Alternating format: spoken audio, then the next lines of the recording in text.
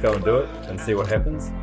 Ideas are worth like jack shit, absolute jack shit. Like if you can't execute, there's nothing. Just take that initiative to actually take whatever crazy ideas that they might have and just try to see what comes of it. Don't be afraid of ambition. Chase it, love it, wrap your arms around it and say it out loud. New Zealanders don't know any better. They will just get up and give it a shot. That's why we were first to get to the top of Mount Everest. Go to dream that ultimate dream. Like, what is it that you ultimately want to do? And it's all achievable.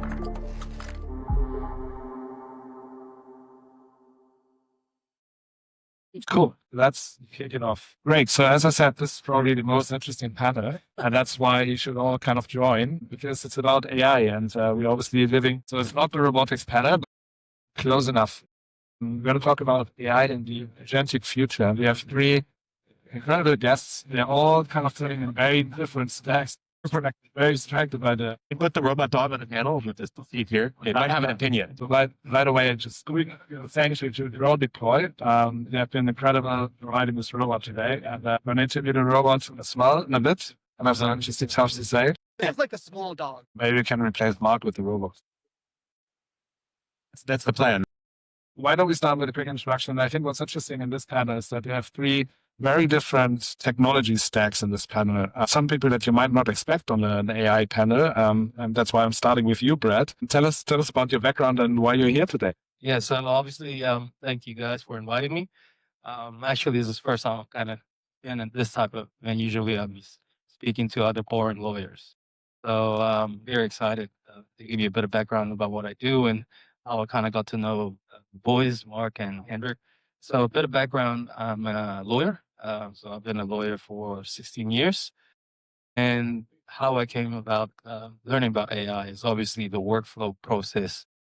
And in my particular field, we do a lot of the investor visas, business immigration, a lot of the normal visitor student visa applications, and then to New Zealand, obviously. And obviously in our industry, there have been so many AI tools that are being promoted that you always see online, Facebook, LinkedIn. You have to have this AI tech to become more efficient. And then I started to dabble on it. So by no means I'm not a specialist like these guys in terms of AI. In fact, I'm probably very at the entry levels. I have to rely on Mark and Hendrik to kind of give me a better understanding. But what I am good at is finding how to make money in very niche opportunities. So where AI is basically quite instrumental in terms of where I see the legal industry coming through is actually through the workflow process, because I guess in the legal industry, leverage is a very important word. So for us, time is money, and the business model is I charge for my time. So for all lawyers, the way you make more money, you charge for your time, and the higher the premium, obviously your charge out rate goes higher, the more senior you are. So if you're a director, you might be charging $600 an hour. If you're a junior, you're charging up $200. Leveraging is a very key component of the business model. And to me, AI has basically given an option to change how that business model is going to be viewed moving forward. Because if you start using tools that make things more efficient, so if you were to say, for example, do a legal opinion, you would charge your client for your time, right? So you want to charge more time. But then if it's taking you 1 hour instead of 10 hours, how do you justify your legal fee there? And so for us, I'm kind of looking at it in that respect. And you change your business model from time and attendance to value billing. But I've been a big proponent to value billing. What that means is a set fee, because there's a standard industry or you're creating value for the client, right? So then if you take that business model where you're charging based on value, then AI really changes how you operate your business, because then leveraging will increase your profit margin because you've automated a big part of the workflow process. So for me, there's a big trend about lawyers using AI tools, but where the opportunity is actually not the tools, but how to commercialize that and make your business model in terms of leveraging the cost of production so low that your profit margin is so big that you can kind of cannibalize the market. And these are the things that Mark and Hendrik and I have kind of worked on is, do you go the route of selling workflow system through subscription model, which is probably the most common way of doing it? Or do you really just back yourself, make your business grow, and then you kind of, organically grow your business and cannibalize the market because nobody can compete with what you're offering based on the legal fee that you Maybe grab for some level setting, like so it's a lawyer, and you're now building a startup that builds a fully automated kind of like way of processing for certain visa types. Correct. So, just to expand on that, ultimate objective is you got a visa application. I want to automate 90% of that visa so that obviously the cost of production dramatically reduces. And we're working with Hibbert and Mark to kind of go and make a really strong and robust product. And I think what we find interesting about it from an investor perspective is that we believe that some of the services industries that have previously been less interesting from an investment standpoint now become interesting because you can increase the margins so much that they might resemble something like software margins at some point. And that's a great opportunity with AI. Plus, you can get a much bigger market share if you're very efficient. So that will go into that a little bit more. But I'm going to get to the other two panelists as well. So Philip, maybe we're with you next. A little bit further down, I guess, the software stack. You're the founder of Upstock, and I'd love to hear a bit more about how you're using AI. Yep. So founded Upstock, which is a e-commerce marketplace platform. But before that, you used heard of Xero. And so actually in Xero, we did one of the things I was responsible for was a bank reconciliation. And that was a primitive form of AI where it's matching, it's doing fuzzy logic to match your transactions. And so this has been a concept that's near and dear to me for a long time. And with Upstock, as I was saying, it's an e-commerce marketplace platform for wholesale food and beverage and the supply chain. And so what we're looking to do there is take all of this kind of heavy duty paperwork and back and forth exchange between trading partners and distill that down to a single click. Somebody can place an order and that generates an invoice, it generates a packing slip, it generates a production run, it generates delivery, courier tickets. It does it all for you in a click, where it used to be somebody would have to, get a phone call, get a text, write it in a day planner, then type that into a spreadsheet, screw it all up, and then transfer that to an invoice, and then yada, yada, yada, 10 steps to do the same thing. And so obviously AI is a way to aggregate all that data and streamline and automate all of that data. And I'm of the generation kind of gray hair in the room. I started coding on an Apple II when I was 12. And the first time I heard the term agent, I was 20 and I was working at a startup in Silicon Valley called General Magic. And we were working on an iPhone in 1992. And there's a documentary movie you can see that I highly encourage you to watch. Yeah, there's a food. And so the term cloud was the first time I heard that in that business. And then agents. So we talked about agents in 1992.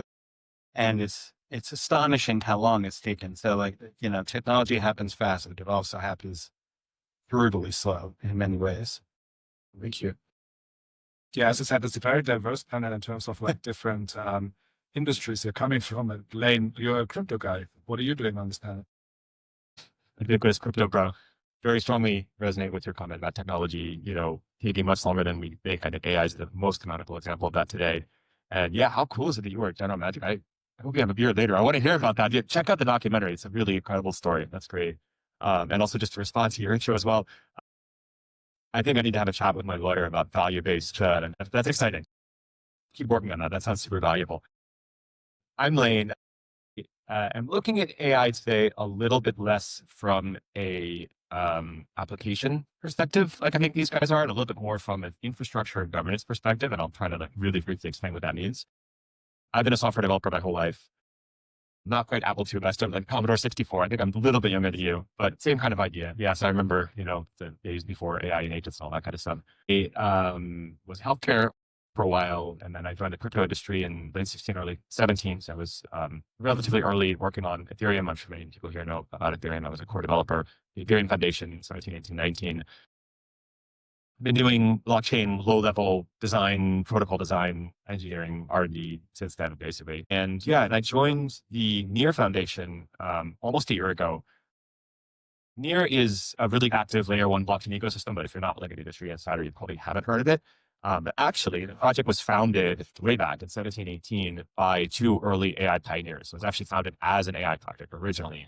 And our co-founder, Ilya, who's my boss, was the co-author on the attention is all you need paper that came out of Google in 17. And that was the paper that kicked off the whole transformer revolution, right? That's the T of GPT. So, he's kind of the godfather in the space. It's really exciting to be working with him. Near kind of went and did some blockchain stuff for a few years, but we're now like heavily back in the direction of AI. And I think in a nutshell, what we're trying to do is to build an alternative, almost like the Linux to ChatGPT to OpenAI's Windows, if that makes sense, right? So kind of the open source, community-driven AI infrastructure. So that's the infrastructure piece, right? What does this mean? It means that you can do the same things that you could do with Anthropic infrastructure, with Google Gemini infrastructure, with ChatGPT, OpenAI infrastructure. But again, it's community governed, community owned. Full end-to-end encryption and guarantees around confidentiality, right? So you maintain total sovereignty over your data, the whole pipeline. You get guarantees of verifiability. We run our inference inside what's called a trusted execution environment. So you get cryptographic proof that the compute happened faithfully and that no data leaked out of the system. So it's really good for industries like law, healthcare, right? People want to run inference on protected health information, things like that. Yeah. And then the governance piece, that's a whole separate thing. I don't know if we have time to get into that today, but as I mentioned, we're looking at doing things like community governed models, community governance of AI infrastructure. And that would prevent the sort of scenario that's been happening with, who was it? It was Microsoft, I think, who, released an announcement last week that they're going to start training the models on all the images or something, and then you can opt out, but you can only do this a certain number of times. These big companies keep running us, basically, right? So we think community governance is absolutely essential to make sure that the control of those decisions are made firmly in the hands of the community. So that's the other piece that we're focused on. Maybe just quickly, in the room today, how many people just use AI? Used it in the last, cool. So I mean, I guess, yeah, Henrik, I don't know if we want to take a conversation. One thing that I think about AI, there's kind of the very positive kind of like utopian kind of thing where they'll take over and do a lot of the menial and boring work that, for example, Brad has to do or somebody else has to do or the Philips company does, and just make our lives much, much easier and more interesting. And there's then there's a bunch of questions around in that world, do we all lose our jobs? And then there's the dystopian version of is AGI going to become these kind of Terminator super intelligent beings. Yeah. Imagine that thing with, super intelligent brain. Mount a gun on the back. Well, yeah, but maybe not even that, but just if you have intelligence, right? And this knowledge is agentic and it's not aligned with our goals of whatever we want as a species, doesn't just at some point just ignore our desires of, make our lives really miserable, right? I don't know. Maybe that's a question. Maybe that's too high level, but we guys can respond to any part of that. What are your thoughts? Just jump in and say, there's a lot there. We could spend hours talking about every piece of what you just said. I'll be brief. The opposite of a doomer, I'm super optimistic about AI. Balaji Srinivasan has a line I really like. He says to him, AI is augmented intelligence. It's not artificial intelligence, right? And we're seeing that today. The number one thing I see AI doing around me, with my colleagues, with the people I work with, is it's making people better at their jobs more than it is replacing jobs. And there's just so many examples of human history. I mean, the one I like to go back to is the camera. That's a very simple one to understand because it's an old technology. But if you go back 150 years, whenever the camera, emerged, there was fear on the part of artists that art was dead. Because at that point in time, what were painters doing? They were doing portraiture. They were doing pictures of people, right? That's what they got paid to do. And they said, well, we don't have to do that anymore because now we have cameras. They're going to take all our jobs. Guess what? There's way more painters today than there were 150 years ago. Why? Painting evolved as an art form in directions like abstract expressionism, things like that, right? So there's many other examples, but I'm super optimistic. I think we're going to see an explosion in economic growth and a lot of jobs created. I'll leave with that. Philip, you've been around for a few seconds. Yeah. Well, I think the cocktail of the current kind of extreme authoritarianism that we're seeing around the world and no guardrails is definitely a disturbing combination that, on the one hand, it's the kind of libertarian free market decides, but actually there's no such thing as a free market. It does feel like a bit of a dangerous environment to be letting the beast loose in. But I am optimistic that there are enough clever people that will build kind of whistleblower technologies and anti-authoritarian technologies. So that's my hope. we'll build our own systems that will be able to inoculate sinister uses of the technology. It does remind me a little bit of the kind of the nuclear scare, and it's still, it's a pervasive, it's still with us, that we could blow up the planet in a heartbeat. So that we'll find some equilibrium with technologies that counterbalance, all the damage we can do. And, as an intelligence, and alien intelligence, as I've often heard it described, I do wonder whether it will come to its own determination that it actually means that there is this interdependence and symbiotic relationship that we need to have in our universe, in our world. That's another, I'd like to think that there is kind of a fundamental, not just self-preservation, but mutual self-preservation. I'm actually curious to ask the room. How many people on net think AI will be bad? Will be what, sorry? Oh, on net will be bad for humanity. A couple of people. Okay, how many think on net will be good? More people. Like that point, my earlier point about like job loss, right? So like imagine like your law firm, I mean, kind of looked at this. In fact, I think pretty much all the processes in your law firm have to be fully audited to die out. Right? Yeah. Does that mean all the lawyers lose their jobs? No, it might not be bad. Lawyers are generally good. Just because we charge high fees doesn't mean we're bad. We're adding value. So yeah, really, really good question. I think it's just the recruitment process changes, right? When I started my career 16 years ago, my boss, one of the key things that he asked me when he was interviewing me, what type of lawyer are you? Are you a minder, are you a grinder, or are you a finder? So for those of you guys, obviously minder is someone who's very intellectually smart, comes up with the solutions for a lot of the problems. And if you're a finder, you're that BD dude that essentially goes down, search, find clients. And if you're a grinder, you're the dude in the back office that's never seen daylight, and you do not want to be seen by any clients because you're just awkward, but you're really good. You just grind through the work, right? And I think what AI has done is change the type of profile of staff that's going to be seen as valuable for the firm. Because obviously with AI, the grinder type of lawyers in my industry anyway, not going to be as important anymore because a lot of that is going to be automated. But because our profession is still people related, at the end of the day, a client will still want somebody to talk to. They don't want to respond to an AI because it's such a trust component and advice. I don't think you'll be able to replace that within the near future. So then the emphasis then is when you're hiring staff is things that can't be replaced by AI in the short to medium term, right? Which is guys that have got the minder mindset and the finder mindset. And I think how fast this automation really automate the legal profession. I don't know how. I think in various industries or professional services, it can be automated fairly quickly. So I think the immigration space, yes, just because it's so process driven. Property conveyancing, again, it's very process driven. You can automate it. But when you start thinking about litigation, I think that you can become more efficient by using the tools, but there's a lot of that work that can't be fully automated just yet. I would love to talk about less theory and more practical implementation because I never hear enough of that, and I'm always hungry for more of that. And so, is that okay? Go for it. So, I'll give a little bit of our journey with Upstock. So, a few years ago, when G3.5 came out, we immediately started a hackathon to kind of develop these ideas that we've been having on the back burner, and we put together a bunch of working prototypes, and they got, let's call it 60% of the way there. It was impressive, but it was not deployable.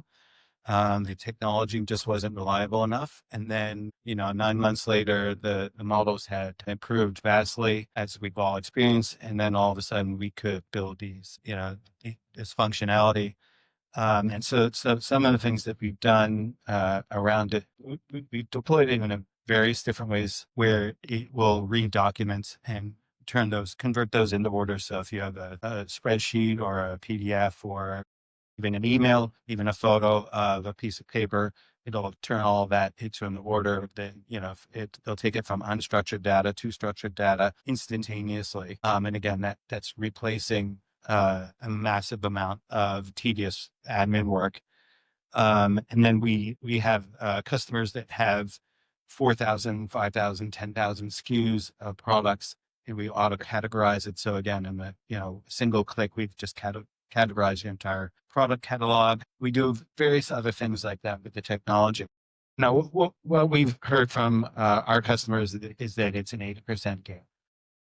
That's the number that we keep hearing, but I would not, bet my soul on it.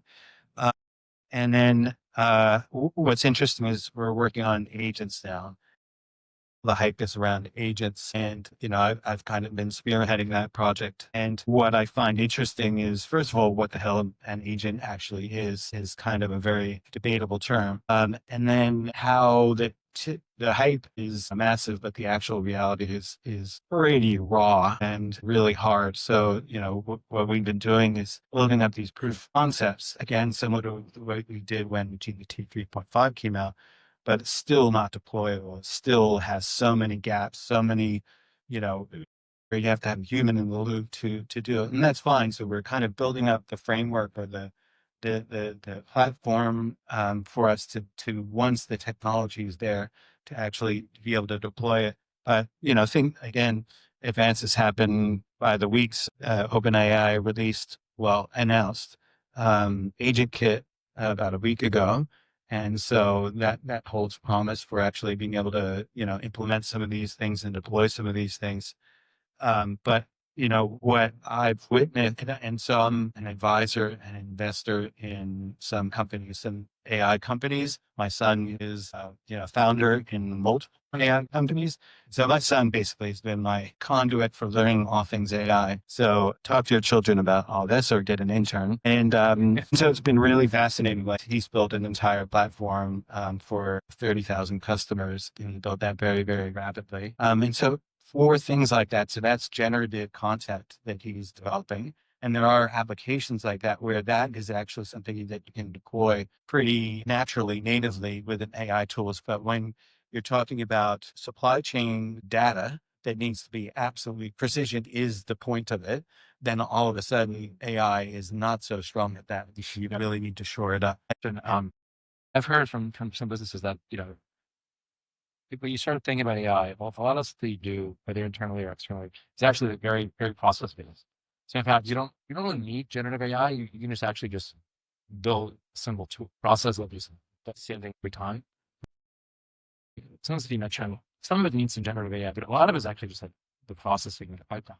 So that is like my definition of agent is a service that you can use that autonomously multitask and negotiates. So that is very, very, very challenging because it is doing, and so the classic example, and even OpenAI, this is their demo where is travel agent. So that you're trying to figure out where do you want to go, when do you want to go, coordinating calendars with people, coordinating flights, coordinating hotels, and all those pieces need to line up and be coordinated. And negotiating like what's the best price, can I get a better price, yada yada yada. And so they demo this all the time, but it's bullshit. If you've ever tried to use it, it just is pathetic. The dream is that you book travel through an agent, and then probably that agent already reaches out to Brad's agent, and you're quite far away from that. Lane, from your perspective, like how far away is that reality, and like is that ever gonna actually happen? I'm curious, Nick.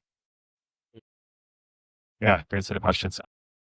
I had an interesting conversation with some folks at dinner about this last night, and I think the consensus we've reached is that we're kind of on the order of like 5 years away from that. I mean, these things, it goes back to what you said earlier. One of my favorite quotes of all time is, what is it? We always overestimate what technology can do in the short term and underestimate what it can do in the long term. This is a good example of that. And we've been through a series of AI winters, right? So like, who knows, that 5 years could be 50. I don't know. But no, I do think we're making progress rapidly enough that we will see some of these capabilities come online. There's a lot of missing pieces of the puzzle. There's a lot of work being done on the infrastructure side. So great examples, agent-to-agent communication, right? There's some protocols that have been released. I think Google has a version of this. Actually, V and Near have a version of this that's obviously more open than Google's. But yeah, I mean, we need standards, right? We need ways for agents to talk to agents. We need ways for agents to engage in e-commerce, all these kinds of things. You have to have the security piece. I think I missed one other piece of your question.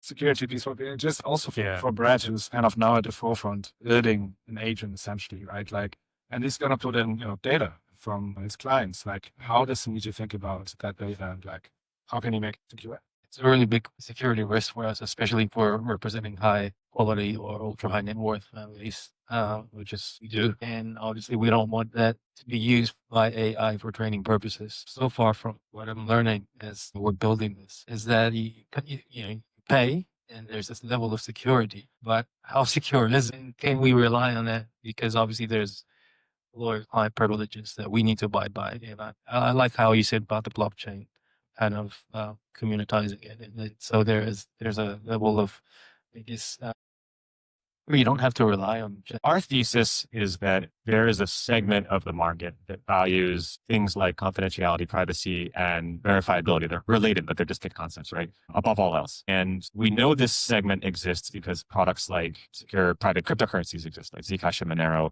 Bitcoin for that matter, right? You get, a degree of verifiability there that you don't get when you're using a credit card.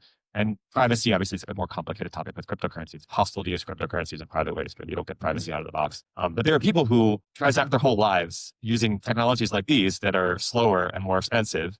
And that's okay because they value, again, things like privacy, sovereignty, ownership of their own data or their own financial transactions, verifiability, et cetera, more highly than they value things like cost or efficiency. Another example of a market segment that we've been studying is, if you look at people using VPNs, email. Most of us probably use something like Microsoft or Google as our email provider, but guess what? There are secure email providers out there that provide much higher degrees of security. Signal is a good example, right? People who use Signal as opposed to WhatsApp or Facebook Messenger or whatever. Tor is a really extreme example, right? If you want better privacy with your web browsing, right? And the research that we're doing shows that it's something like 3 to 5% of those markets in general. It varies a little bit from market to market, but something like 3 to 5% of emails flowing through like secure email providers right now. So it's a substantial piece of the market. Right? It's a very large market when we look at the market for AI. Obviously, it's probably going to be in the trillions pretty soon, and it does tend to come back to industries like we've talked about, like finance, like healthcare. Media is one that seems to care a lot about privacy because they're worried about keeping their IP secure. Yeah, that's our thesis. Yeah, just to reiterate a point I just made, like it's going to be slower, it's going to be more expensive, right? We will not be cost competitive with ChatGPT or infrastructure from OpenAI or Anthropic, but you're going to get those privacy guarantees that you need. And other companies are working, foundations, ecosystems, et cetera, are working on these technologies as well. So we have solutions for security, but they're going to be expensive. Yeah. A certain use cases where you need it, and certain where you don't. Mark, do you have a question from the audience? Yeah. So there's one sort of, I have a question that's more with AI now, do you guys higher or less entry level? Like I've heard this stat a lot that a lot of entry level developers and other kind of professions now being hired in the same numbers. Just using it more productive with the existing kind of team. Kind of, I guess, curious if that happening. Are you seeing that? You're personally doing that? And then as a follow-up, the question was, now build this single kind of founder unicorn, what do you kind of VC money? What do you need VC? Why investment, right? Like, because usually you get investment to hire people. Maybe that's the question. Yeah. Well, I would say that the youngest people on our team have been leading the way. So, I will always hire kids. That was my thesis and very successful at Xero and same at Upstock. The kid who built our AI infrastructure, he was the only one who was going to do it. And so, yes, always bet on the kids. And then, so, I've heard this a lot. So we're a lean team. So we're not kind of in the hiring frenzy. That's not our strategy, but you look at these companies. I highly suggest you listen to the Lightning Pod if you want to kind of fry your brain on all things AI and product and technology. But all the Figmas, the cursors, you name it, they're all hiring like crazy. And their point they always make is that they can do more with less resources. And so, our visions and our ideas that we have are pretty unlimited. And so to be able to actually fulfill those things at a much higher rate and more dependably is, I think, on the other hand, yes, we've been able to kind of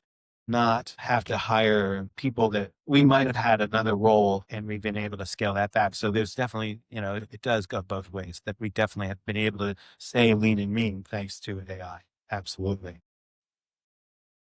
Yeah, in brief, I would say we are definitely not hiring less than before, at least not because of AI and not yet. I made this point earlier and I'm agreeing with what you just said, right? That it's more about augmenting intelligence, which is to say that the people we do have are able to be more productive. I used an example of photographers earlier. Another good example that I've heard recently is radiologists, right? People were saying that AI was going to kill radiology. Radiologists are going to be out of a job. 10 years ago, you'd be stupid to go study radiology at medical school. But the actual facts on the ground is that radiologists are earning more money today than ever before. Why? Because they're able to be more productive, right? Why? Because they know how to use these tools, right? So we're not there yet. And then just to the second part of your question, I mean, I think I want to make another point, which is the reality of AI tools today is that they're really good at some things, like shockingly good. And they're just shockingly bad at other things, right? Ethan Mollick, some of you may be familiar with him, amazing, prolific writer and thought leader on AI. Suggest subscribing to him, following his stuff as well. He has this notion called the jagged frontier, right? So you kind of think that AI is like, it's good at this and it's kind of like getting better in all directions, but it's not. It actually kind of looks something like this, right? So again, it's just like surprisingly good at some things and really terrible at other things. So it really depends on the nature of what you're doing.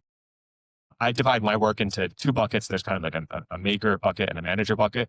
The maker bucket, which is code research, it's incredibly helpful. I'm relying very heavily on it. So I could see theoretically we may need to hire less makers in the future, or again, our makers are going to be more productive. But the manager stuff, which is like human relationships, it hasn't had any impact at all so far. Sorry. Yeah, I think in my particular personal circumstance or our firm's circumstance, the AI is still kind of at a very early stage where majority of the lawyers are just using it as a tool. So it hasn't really fully replaced staff yet. And then obviously, depending on what you guys develop and how successful it is, then it definitely will change some of that. Just to give, I think, with the numbers of productivity, ultimately for us as in the legal profession anyway, it's based on KPIs, right? So meaning I'm a lawyer, I get, let's say, paid $100,000 a year. So you're supposed to be billing 3 times your wages in terms of measuring your profitability for the firm. But with our current systems now, Because you're negotiating with the lawyers afterwards. Yeah, I'm taking notes. This is good. and with some of the system improvements, and as we haven't fully incorporated a lot of the AI tech yet, one of my staff is doing 4 times the budget, but she's achieving that at 250%. And that's not integrating the technology that we're developing now. So I think it's exciting to see how far that's going to be taken. So the usual traditional business one author could probably handle 30 files at a time. But then with the AI and tech, it might be, 300 or 3,000, I don't know. Then in that world is demand for your services. So others could do that. It would drive costs down. Does the demand stay the same, or does the demand have a lot? Yeah. Or like people just want more legal services? Well, I think it's your value proposition to the market, right? If everybody's charging $1,000 for a visitor visa, and then I go $500 and the quality is this high, then the demand is obviously going to come, and then obviously that changes the type of staff we want as well in terms of we're hiring. I'm going to say one quick word. So there's this economic concept called induced demand, right? And it's actually the thing that explains a lot of what I keep trying to say. Why are there more artists after photography becomes a thing? Why are there more radiologists after, AI starts making radiology better? And it's exactly that. It's that when legal services when I'm getting more value out of my relationship with my lawyer, I'm going to consume more legal services, right? So I think there's going to be more lawyers. Sorry. But Lane, Good lawyers. Lane, is that true? Is that true for every industry? Just in the room. Not every industry, but many.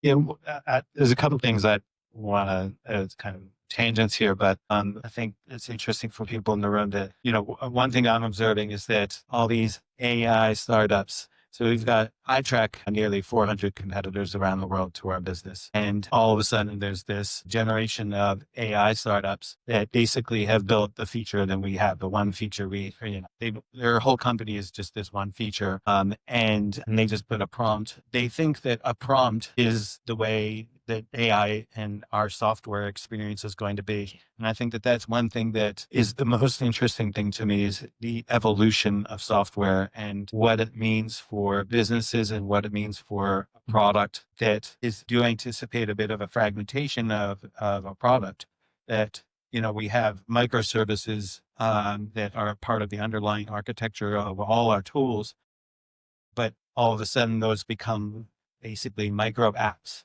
that are embedded into other apps.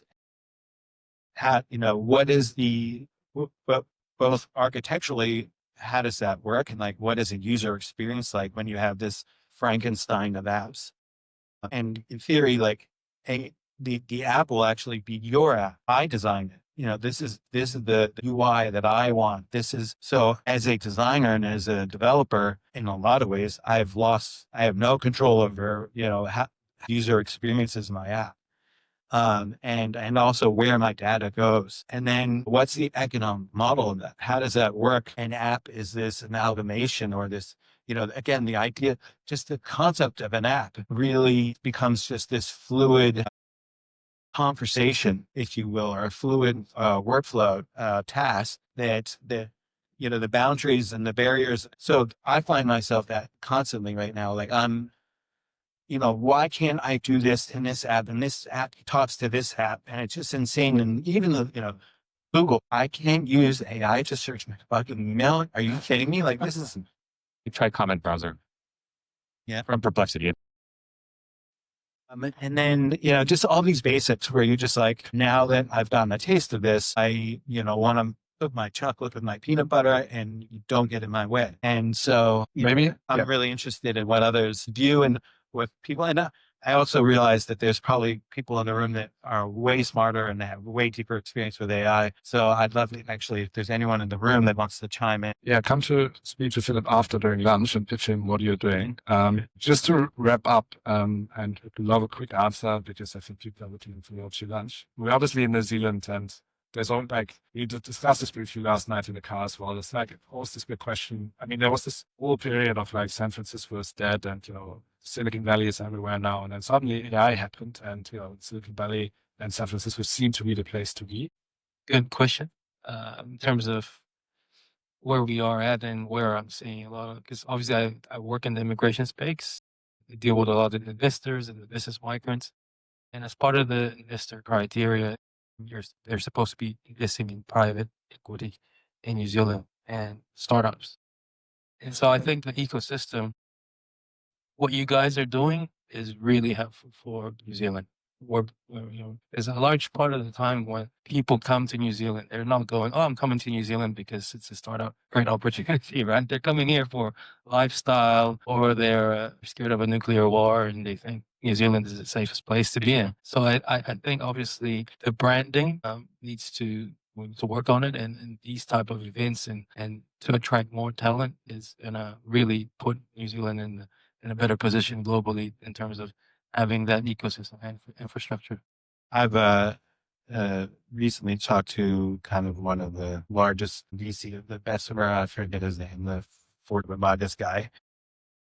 And, he was very negative on New Zealand. He's like, you have no universities here, you're fucked. You just have no infrastructure and you don't have a talent pool. And I think to a degree, there's some logic to that.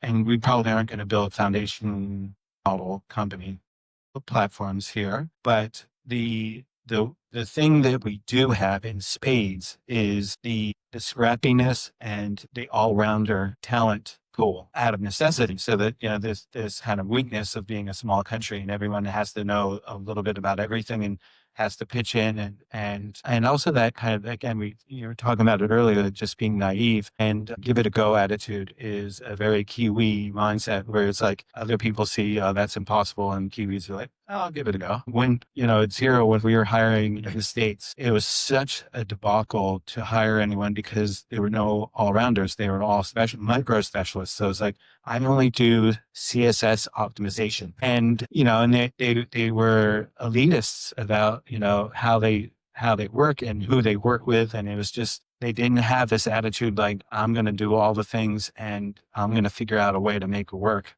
It was very compartmentalized. And I think that is a huge strength of New Zealand is the creativity and the mindset of, I'm just going to get stuck in and I'll figure it out. Okay, I'll say two things on this topic. I saw a speech by Mayor Brown last night, which was great. Shout out to Mayor Brown. I don't think he's in the audience today. He said that's something that New Zealand has struggled with historically is, right, building kind of scalable businesses here for a whole bunch of reasons, including the ones you spoke to. But one of the superpowers of AI is that it allows you to take businesses that were previously not scalable, right? And for example, what you're doing, right? So law, consulting, things like that, and achieve scale in other ways. Actually, that is a great, it's going to be a powerful tool for businesses in New Zealand. And then just to bring it to my own industry, I think that, and I'm speaking now about blockchain, cryptocurrency, but just more generally about the fact that the world is evolving very rapidly today because of technology. And what I see is that the parts of the world that are best positioned, that are doing the best, they tend to be smaller, more functional places, right? So places like Singapore come to mind, but I think New Zealand as well, right? And these are places where government is relatively small, right? There's less degrees of separation. It feels closer, and the government is able to kind of get things done and respond closer to real time to the changing trends. And what I see in New Zealand is that process is very much underway here. So I think that that's actually New Zealand's going to be very well positioned to respond to the changing technology climate going forward. Thank you for tuning in to TechMates. If you enjoyed this episode, be sure to subscribe, leave a review, and share it with friends. We'll be back soon with more stories of Kiwi and Aussie founders reshaping the future and disrupting down under. Until next time, keep dreaming big and daring to disrupt.